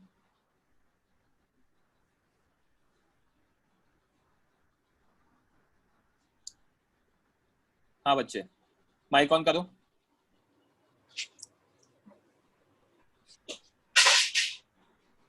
श्रुति। Yes sir. हाँ, आपने एक्सपेरिमेंट किया, राइट। तो आपने जब लिफ्ट में, स्टैंडिंग लिफ्ट थी, तो आपने कुछ रीडिंग देखी होगी, कितनी थी reading? 50 Newton. Okay, whatever the जब वो नीचे जा रही थी तो रीडिंग कितनी आई थी? सब कम हो गई थी। ओके, और जब वो ऊपर आ रही थी तो रीडिंग कितनी हो रही थी?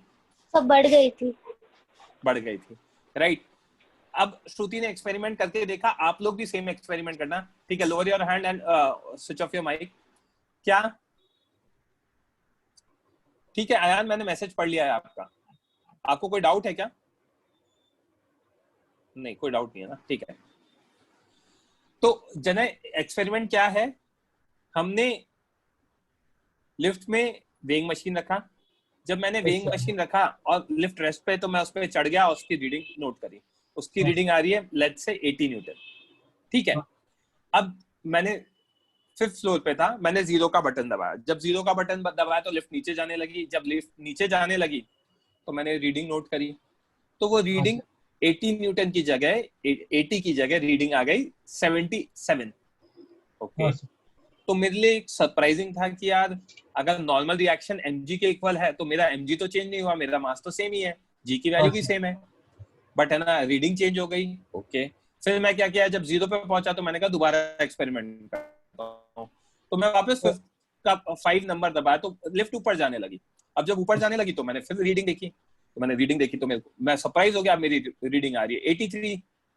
तो पहले 80 थी, फिर 77 हुई, फिर 83 आई, तो मुझे कुछ समझ में नहीं आया।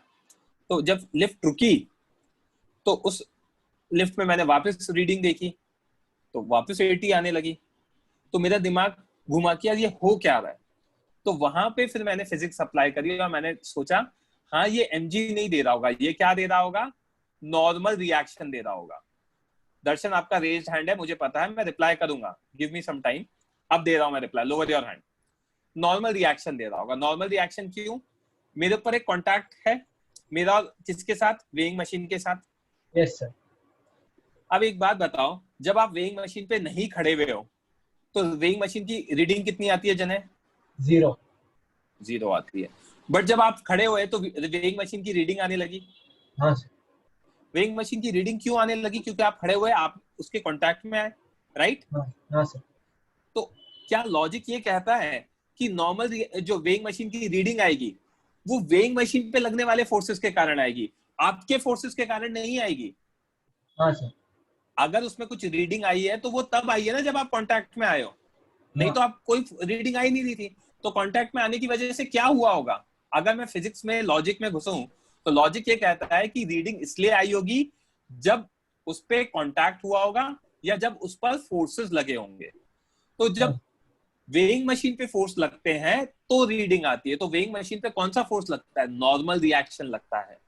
मैंने आपको एफबीडी सिखाया था थोड़ी देर पहले या लास्ट लेक्चर में कि ग्राउंड पर जब मैंने ऑब्जेक्ट रख दिया m मास का, तो m का एफबीडी देखूंगा तो नीचे लगेगा mg, ऊपर लगेगा नॉर्मल रिएक्शन।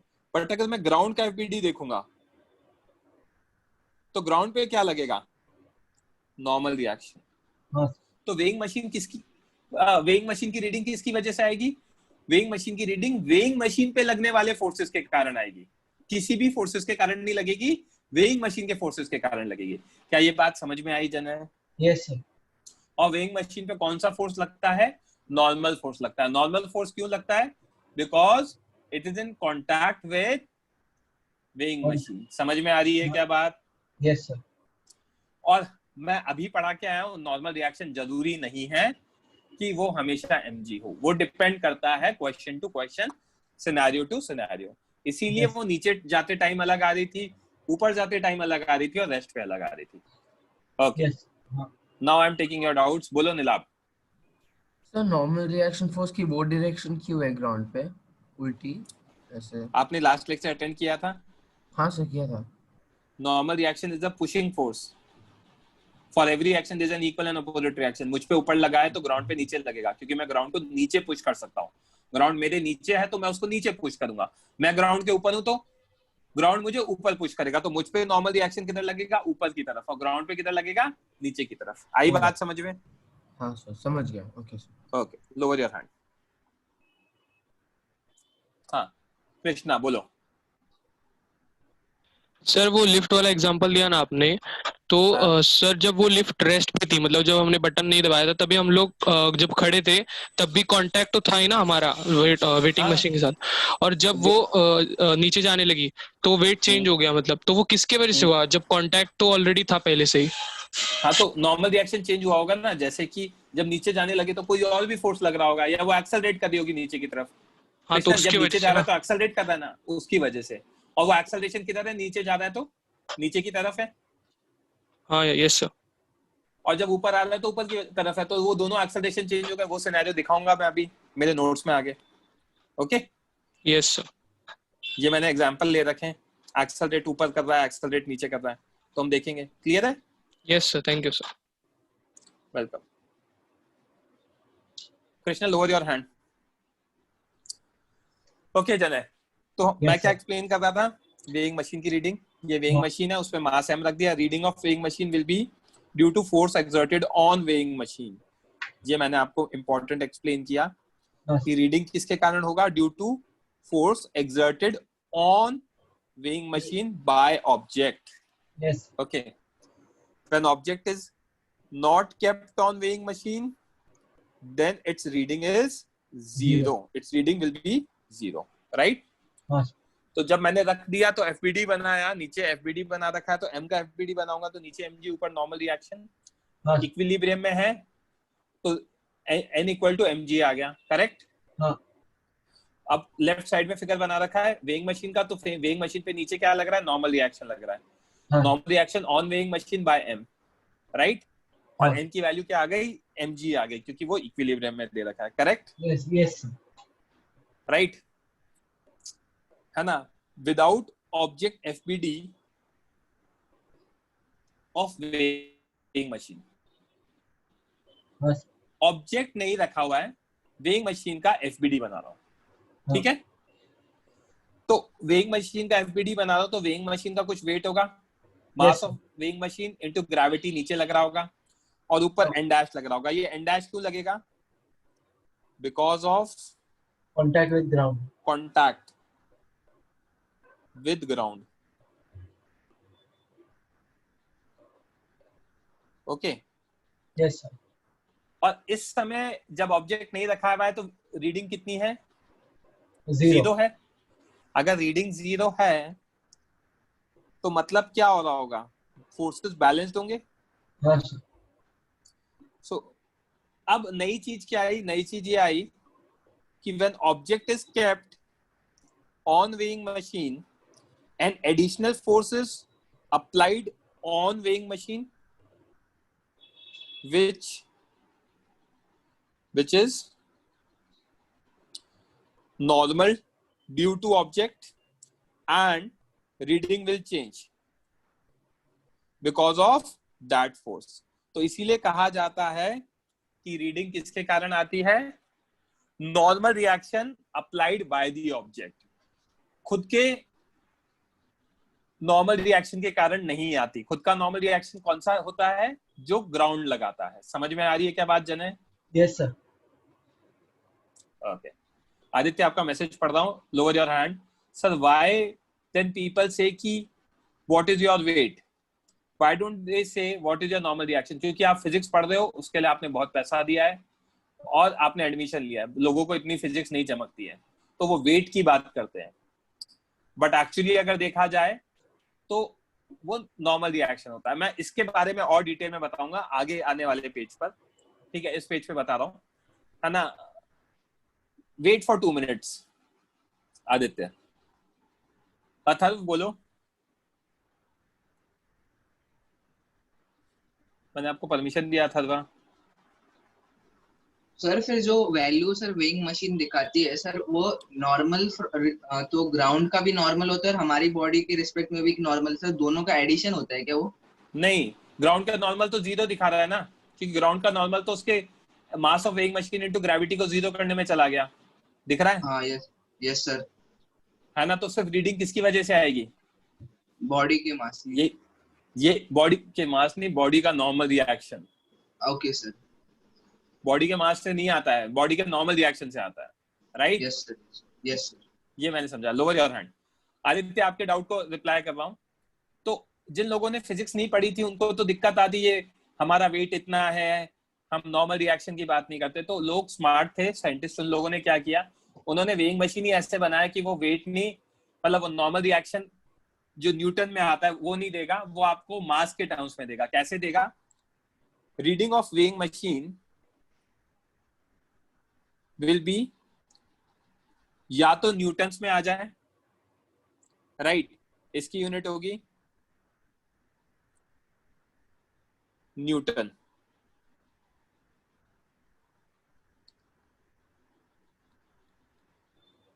तो साइंटिफिक वेइंग मशीन जो होती है उसमें यूनिट जो वेट आता है वो न्यूटन में आता है। या फिर हमारी इसकी जो यूनिट होगी वो होगी किलोग्राम, जो हमारे रियल लाइफ में यूज होती है उसमें वो किलोग्राम में आती है। क्यों? कि वो मशीन को ऐसे कैलिब्रेट करते हैं कि आप का जो रीडिंग आए उस रीडिंग को वो ऑलरेडी जी से डिवाइड कर रहे हैं एंड अकॉर्डिंगली आपका आंसर आए।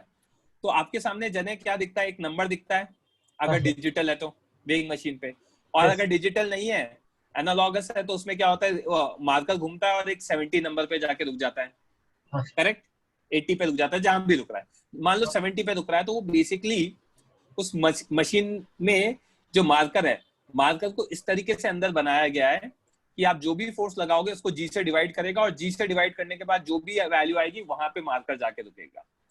तो ये हमारी इन जनरल वेइंग मशीन होती है 99.99% केसेस में जो हम लोगों के पास होती है, जिसमें यूनिट होती है किलोग्राम, क्योंकि वहां पे वेइंग मशीन को कि जो भी फोर्स लग रहा था उस फोर्स को हमने जी से डिवाइड किया है।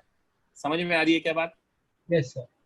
तो हमारे दो आंसर्स हो सकते हैं, साइंटिफिक है कि नॉन साइंटिफिक है, वो डिपेंड करेगा क्वेश्चन के ऊपर। अगर ऑप्शंस न्यूटन में दे रखे हैं तो आंसर न्यूटन में दे देना, और अगर ऑप्शन किलोग्राम में दे रखे हैं तो आपका जो भी नॉर्मल रिएक्शन आ रहा है उसको जी से डिवाइड कर देना। If answer is given in kilogram, यहाँ पे मैंने गलती करी थी, इसको मेरे को चेंज करना था, then reading will B N/G। समझ में आई क्या बात? Yes sir. मैं ले रहा हूं बच्चों आपके doubts. If answer is asked in newton then reading will be N। Okay, I think Aditya आपको भी क्लियर हो गया है, गुड। सर साइंटिफिक मशीन फिर कहाँ यूज होती है? न्यूटन में जिसमें होती है बच्चे, इस पे आप है ना क्या कहते हैं, इसरो वगैरह जाओगे जहां पे मुझे फोर्स चाहिए, actually I don't want mass, I want force, तो मैं वहां पे यूज करूंगा। ठीक है, okay, yes or no? I am assuming हो गया, आपने माइक ऑफ कर दिया है। यहाँ ग्राम का है कि ग्रेविटी एक्सेलरेशन है? जी का मतलब एक्सेलरेशन ड्यू टू ग्रेविटी होता है बच्चे। G is acceleration due to gravity. Gram नहीं लिखूंगा मैं, यूनिट तो किलोग्राम दे रखा है ना। ओके, अर्णव बोलो। सर आप वेइंग मशीन पे इतना ज्यादा एम्फसाइज करो, मतलब इस पर्टिकुलर टॉपिक से बहुत ज्यादा न्यूमेरिकल्स आते हैं क्या? न्यूमेरिकल नहीं, अंडरस्टैंडिंग तो क्रिएट करनी है ना। अगर दिमाग में सब गलत कॉन्सेप्ट भरा हुआ है तो अंडरस्टैंडिंग तो क्रिएट करनी है, क्योंकि मैं वेइंग मशीन को ऊपर नीचे मूव करा के एक नया फोर्स डिफाइन करने वाला हूँ, चौथा फोर्स, उसे कहते हैं सूडो फोर्स। तो there is a reason why I am emphasizing so much on a particular topic. Okay? Yes sir. Okay. हर्ष, आपका डाउट लेक्चर के एंड में ले लूंगा, लेक्चर खत्म होने के बाद, because that is not related to topic right now. Neelabh बोलो। सर तो वेइंग मशीन वो फोर्स मेजर करती है जो नॉर्मल रिएक्शन फोर्स जो हम उस पे एक्सर्ट कर रहे हैं, जो ऑब्वियसली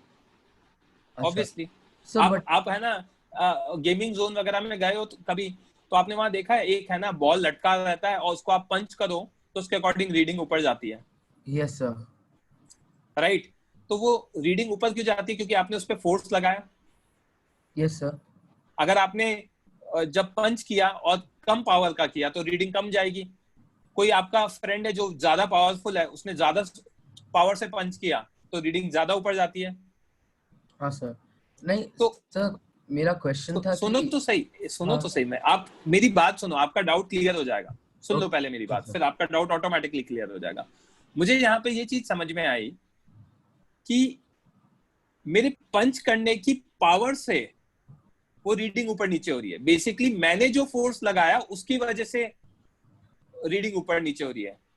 वो मुझ पे क्या फोर्स लग रहा है उससे रीडिंग ऊपर नीचे नहीं हो रही है। तो मेरा mg क्या है उससे कोई फर्क नहीं पड़ता। उसको फर्क पड़ता है आपने उस पे कितना फोर्स लगाया, और आपने कितना फोर्स लगाया ग्राउंड पर, आपने नॉर्मल रिएक्शन लगाया ग्राउंड पर। तो रीडिंग हमेशा किसकी वजह से आएगी?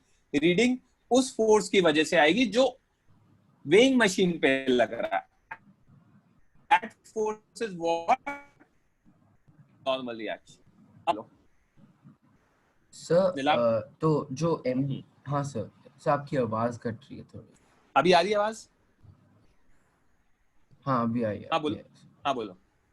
हाँ सर, तो जो mg होता है वो हम पे एक्सर्ट होता है, और जो हम मशीन पे एक्सर्ट करते हैं वो नॉर्मल रिएक्शन फोर्स होता है। हाँ, और हम पे नॉर्मल रिएक्शन भी लगता है। आप पहला लेक्चर ढंग से रीड करके आना नेक्स्ट लेक्चर में, नहीं तो आपको आगे समझ में आना बंद हो जाएगा। इसीलिए मैंने लेक्चर 1 में जब mg की बात करी थी तो I was not worried about normal reaction, मुझे कोई फर्क नहीं पड़ता नॉर्मल रिएक्शन है कि नहीं है। जब मैंने नॉर्मल रिएक्शन की बात करी तो I was not worried about mg, that was the reason why I was focusing so much on a individual force. आज के लेक्चर में भी मैं जिस पे फोकस कर रहा हूँ उस पे फोकस करना इंपॉर्टेंट है। क्या फोकस है? जितने भी फोर्सेस है सब लगाओ। mg मुझ पे लग रहा है, अर्थ लगा रहा है, वो हमेशा लगेगा, कोई हो या नहीं हो कोई फर्क नहीं पड़ता, कांटेक्ट हो या नहीं हो मुझ पे लगेगा ही लगेगा। मैं हवा में गिर रहा हूं तो भी मुझ पे mg लग रहा है, बट जब मैं ग्राउंड के कांटेक्ट पे आया तो मुझ पे नॉर्मल रिएक्शन लगा एंड न्यूटन्स थर्ड लॉ से मैंने उस पे नॉर्मल रिएक्शन लगाया। तो मैंने जब नॉर्मल रिएक्शन लगाया तो उस वजह से उस पे रीडिंग आई। क्लियर है नीलाभ? हाँ सर, तो ग्राउंड पे जब कांटेक्ट है तब मैं mg नहीं लगा रहा, मैं नॉर्मल रिएक्शन लगा रहा हूँ। नहीं mg आप नहीं लगा रहे हो, आप पे mg का डायरेक्शन नीचे, इसका मतलब हाँ। ये थोड़ी है कि आप mg उस पर लगाने लग गए, आप पर है वो तो नीचे, ओह राइट, उस पर थोड़ी है, राइट? उस पे तो नीचे नॉर्मल रिएक्शन है। Lower your hand. बच्चों लेक्चर ओवर हो, एक सेकंड, बच्चों लेक्चर ओवर हो गया है, जिसको जाना है जा सकता है, ठीक है? हाँ बोलो नीलाभ। सर तो मतलब स्कूल वगैरह में जो पढ़ा था वो कम्प्लीटली मतलब रॉन्ग, यार वो डिफरेंट है। आधा पढ़ाया जाता है, ठीक है? अच्छा। इसीलिए मैंने आपको जब फिजिक्स स्टार्ट होने वाली थी तब मैंने कहा था आपके साथ बहुत धोखे हुए हैं, वो सब मैं क्लियर करूंगा। आपको मैंने एग्जांपल दिया, वो पंचिंग वाला एग्जांपल दिया, आपको समझ में आया? आपने सुना ढंग से? हाँ सर। उससे क्या समझ में आया कि यार जस्ट कांटेक्ट से नहीं हो रहा है ना, उसमें ये भी लग रहा है कि कांटेक्ट फोर्स कितना है, करेक्ट? और सिंपल लॉजिक है, कांटेक्ट फोर्स की अगर ज्यादा कांटेक्ट फोर्स है तो रीडिंग ऊपर जा रही है, ज्यादा कम कांटेक्ट फोर्स है तो रीडिंग नीचे आ रही है, but it is about the contact force, right? So that reading is focused on contact force, not on mg. समझ में आ रही है क्या बात? हाँ सर समझ गया। Lower your hand. आप रेज हैंड करना जिसको भी कुछ भी मैसेज लिखना है। तो अभी राइट नाउ मैंने तेजस से आपको परमिशन दी है, बोलो। सर वेइंग मशीन का नॉर्मल रिएक्शन हम लोग पे कैसे लगता है? वेइंग मशीन का नॉर्मल रिएक्शन आप पे थोड़ी लगेगा। वेइंग मशीन का नॉर्मल रिएक्शन जो ग्राउंड से लग रहा है या आपके और वेइंग मशीन के बीच में? हाँ तो सर हम लोग एक फोर्स अप्लाई कर रहे हैं राइट वेइंग मशीन पे, नॉर्मल रिएक्शन में। हाँ। और तो वेइंग मशीन से भी हम लोग पे ऊपर एक फोर्स आएगा। आपकी वॉइस ब्रेक हो रही है। सभी बराबर लग रहा है ना? ये लग रहा है, अब आ रही है आवाज। वेइंग मशीन से आप पे ये नॉर्मल रिएक्शन ऊपर लग रहा है, दिख रहा है यहाँ पर? ग्रीन से हाईलाइट कर देता हूँ, रेड से कर देता हूँ। ये लग रहा है आप पर? Yes sir. राइट। और आपने क्या लगाया? ये लगाया नीचे? Yes sir. आई बात समझ में? सर तो उसपे जो रीडिंग होता है वो नेट होता है कि हम लोग जो लगाते हैं वही होता है? वेइंग मशीन नेट मतलब? नेट नॉर्मल रिएक्शन लाइक हम लोग जो लगाते हैं और वेइंग मशीन जो ऊपर लगाते हैं, तो जो रीडिंग मैं कंफ्यूज हो गया हूँ आपके क्वेश्चन से। नेट नॉर्मल रिएक्शन क्या हो गया? What is net normal reaction? मैंने ऐसा कुछ पढ़ा है नेट नॉर्मल रिएक्शन? मैंने आपकी वॉइस नहीं आ रही है। हेलो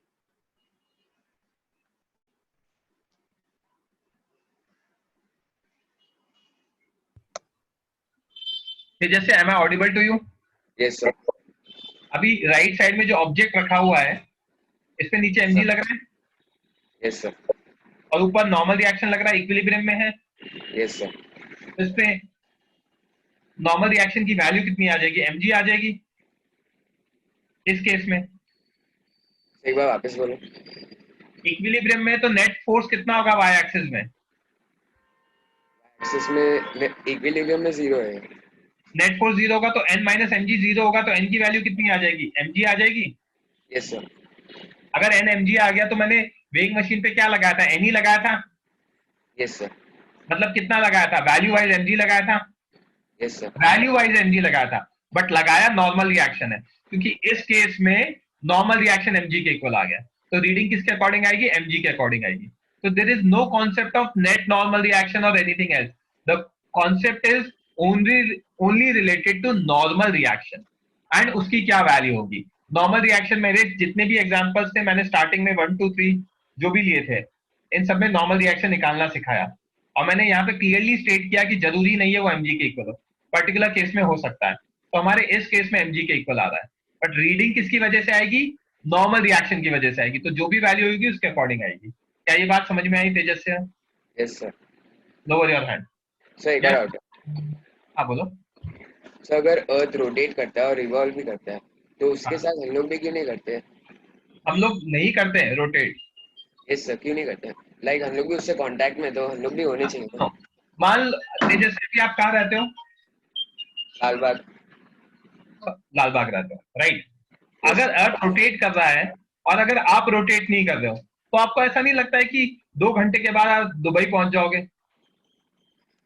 क्योंकि आपके नीचे की जमीन खिसक गई? सर मेरे नीचे की जमीन भी रोटेट ही कर रही है ना अर्थ के साथ।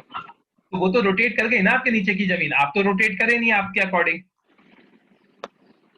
आप तो दुबई पहुंच जाओगे ना, और थोड़ी देर बाद आप अफ्रीका पहुंच जाओगे, उसके थोड़ी देर बाद अमेरिका, और फिर वापस आप घूम के इंडिया में लालबाग में पहुंचोगे। तो आपको ऐसा लग रहा है आप रोटेट नहीं कर रहे हो, बट एक्चुअली आप रोटेट कर रहे हो। You are not able to observe that. अच्छा, उसका इफेक्ट हम लोग को पता नहीं चलता। हाँ, आपको पता नहीं चल रहा does not mean you are not rotating, you are rotating with earth. Obviously you are standing on earth, अगर अर्थ रोटेट कर रहा है तो you are also rotating. But it doesn't have any effect on us because net forces हम लोग को stable रखता है। हाँ, और डिपेंड करता है ना फ्रेम ऑफ रेफरेंस पे, राइट? हाँ, lower your hand. Yes Dubey बोलो। सर वो लिफ्ट वाला एग्जांपल था ना, जिसमें मतलब लिफ्ट में वेइंग मशीन पे हम लोग खड़े थे और नीचे जा रही थी तो रीडिंग इंक्रीज हो रहा था ना सर? नीचे जा रही थी तो रीडिंग कम हो रहा था। सर कैसे? नॉर्मल फोर्स बताऊंगा, नेक्स्ट लेक्चर बताऊंगा, अभी नहीं बता रहा। आपने ये एक्सपेरिमेंट किया, आपके पास घर पे वेइंग मशीन है? नहीं सर, वेइंग मशीन नहीं है। कोई बात नहीं, मैं आपको कह रहा हूँ कम हो रहा है, उसको नेक्स्ट लेक्चर में एक्सप्लेन कर दूंगा, ठीक है? Okay sir. है ना? वो अभी मेरा आईपैड भी डिस्कनेक्ट हो गया, वो मैंने पढ़ाया भी नहीं है, तो मैं आपको नेक्स्ट लेक्चर में बता दूंगा। Okay, lower your hand. Next is Harsh. हाँ सर, मेरा क्वेश्चन था कि जब स्पेस में कोई ग्रेविटी नहीं है तो उधर मास कैसे मेजर करते थे? मास कैसे मेजर करते हैं?